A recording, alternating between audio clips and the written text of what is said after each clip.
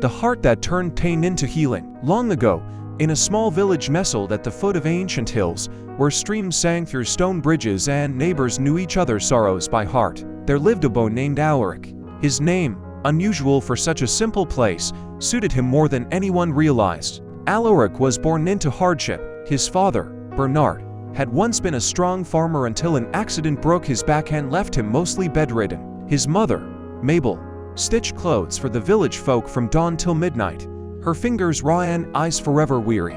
Alaric grew up with the weight of his parents' pain pressed deep into his chest.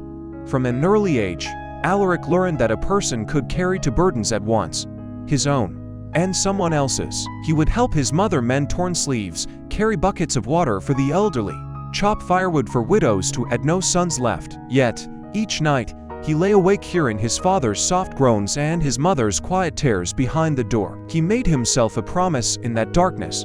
One day, I will heal this pain. Not just ours, but everyone's. When he finished village school, Alaric went to a trade college in the city. Deep down, he dreamed of becoming a doctor, a healer who could soothe not only bodies, but hearts. But life in the city was merciless. He hauled crates in markets at dawn, washed dishes in nosy cafes at night, and slept wherever he found warmth. Many nights he went hungry, yet he kept an old notebook by his side, scribbling down medical terms he'd overheard or read in borrowed books. Alaric's kindness became known among the students. He was the one who noticed when someone sat alone, the one who stayed up to keep watch when a classmate fell sick, the one who whispered, "You'll be all right," and made people believe it. They started calling him Brother Alaric, the bomb. What they didn't see was that Alaric himself was breaking inside. He ignored the dull ache in his own bones, the feverish nights, because he believed other people's hurt came first. One winter's night, after walking miles through sleet to send home a bit of his earnings, Alaric collapsed at the village doctor's door, half frozen. When he awoke, an old man sat by his bed, a man called Old Cyril, once the village's herbalist and wise soul. Cyril had returned from years away to live out his final days in the place where he'd learned his craft. Cyril looked into Alaric's tired eyes and said, "You take every wound into your own heart, but who heals you?" Alaric just smiled weakly. He'd never known how to answer that. A few days later, Cyril pressed a small tin into Alaric's palm.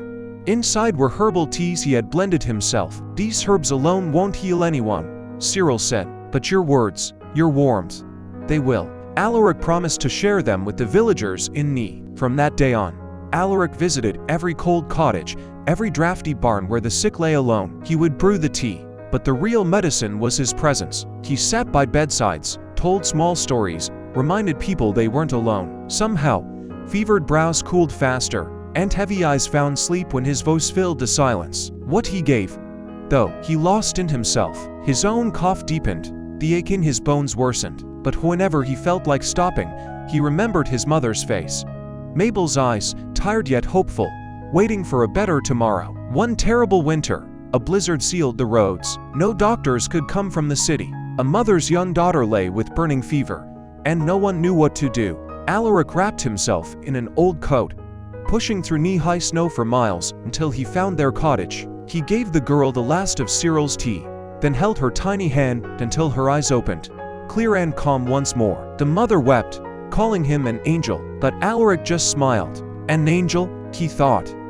No, just a heart that refuses to turn away. Years passed. Alaric did become a doctor, though not one who built grand clinics in the city. He returned to the village and reopened the abandoned medical cottage. People came from miles around, not just for his herbs and bandages, but for the warmth in his voice. He refused payment from those who had none to give, saying, "Pain does not choose the rich or the poor, so healing shouldn't either." One spring morning, Cyril, now frail and gray, came to see him. He pressed Alaric's hand, his own as light as paper.